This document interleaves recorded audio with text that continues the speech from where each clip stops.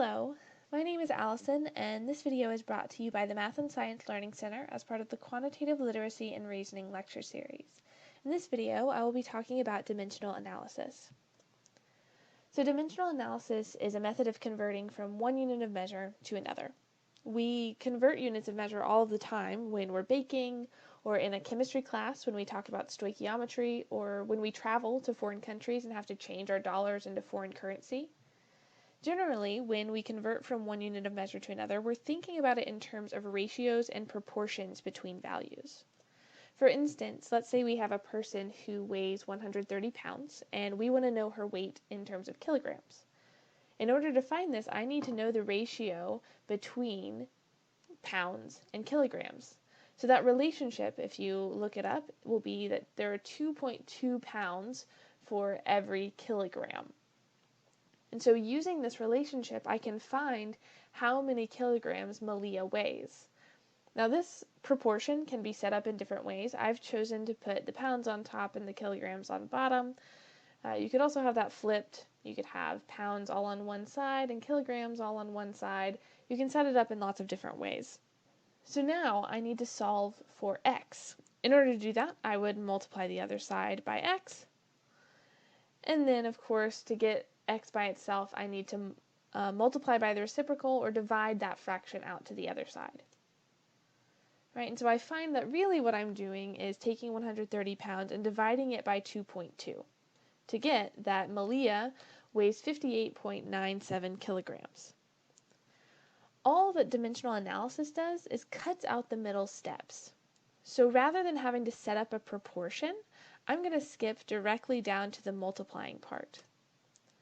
So this relationship of 1 kilogram is equal to 2.2 pounds is called a conversion factor. That's our ratio or our relationship between kilograms and pounds.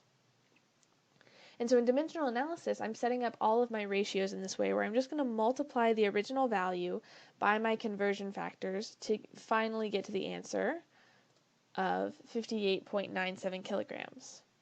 So you'll notice that in the process, my goal was to get rid of pounds and to only end up with my kilograms as my unit of measure. So in this case, dimensional analysis was saving us one step, but you can imagine as the conversions get more complex, it's actually saving us from having to set up multiple proportions. So for example, let's say I want to determine the amount of time spent in class per year at Belmont. I know that there are 15 weeks in a fall semester and a spring semester generally, and the average course load is about 16 credits or 16 hours per week. So the key to dimensional analysis is making sure that we know where we want to go in the end. So at the end of this problem, I know that I want to find a value that's giving me minutes per year. So I'm going to set myself up knowing that all other units of measure need to be canceled out in the end. So I start with what I have. I know that I'm starting with 15 weeks in one semester. Both of these units, weeks and semesters, are going to have to be gone by the end. Yeah, so my goal is to make sure that I include weeks in the denominator somewhere so that it will cancel out, and that I include semesters in the numerator somewhere so that they will also cancel out.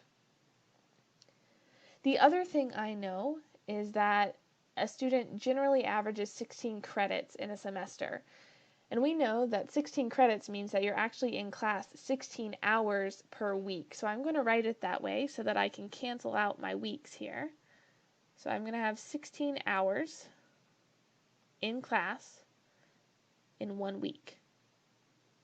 Now my goal is to get to minutes per year. So one relationship that I need here is the number of semesters that are going to happen per year. So I can multiply by 2 semesters per year, right, which will help me get rid of the semester units.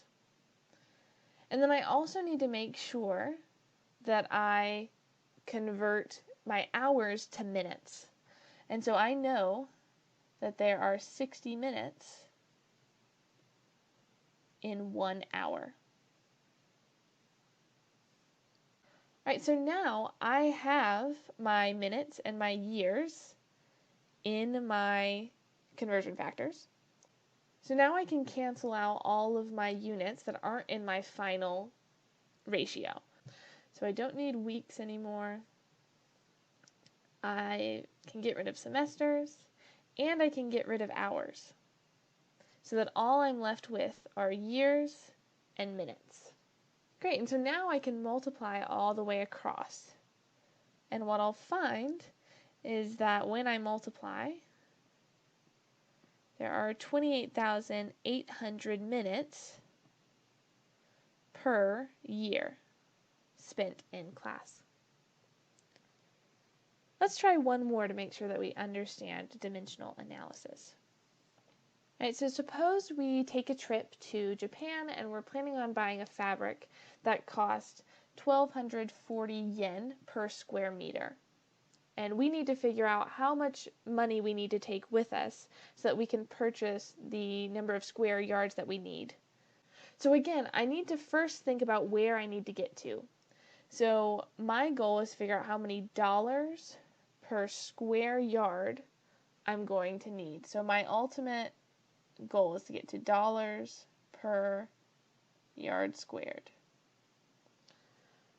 Okay, so as I'm setting up my conversion factors, I need to make sure that my dollars are in the numerator and my yards are in the denominator, so that when I multiply across, I get rid of all of the other units of measure. Okay, so now I can use the information that I have.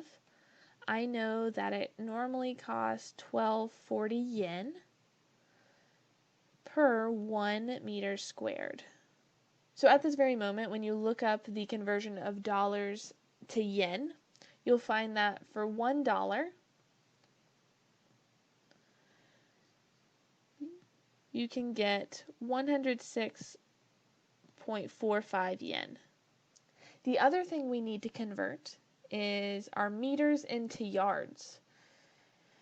So if you look up the relationship between meters and yards, you will find that there are 0.9144 meters for each yard.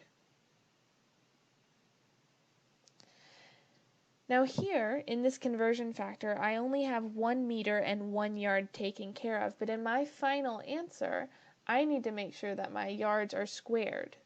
Okay? And right now I have meters squared, so I've only canceled out 1 meter. That means that I'm going to need to multiply one more time by the same conversion factor to get rid of the meters squared.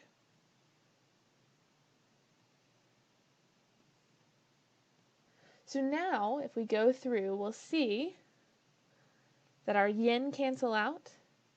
And because I have 2 meters on top, or meters squared, I can cancel out my meters squared down here. So I'm left with my dollars on top and my yards squared on bottom, leaving me with $9.74 per square yard. Hopefully you found this video helpful in improving your understanding of dimensional analysis. If you have any remaining questions on this topic, please visit the Math and Science Learning Center, and a tutor will be able to help you there.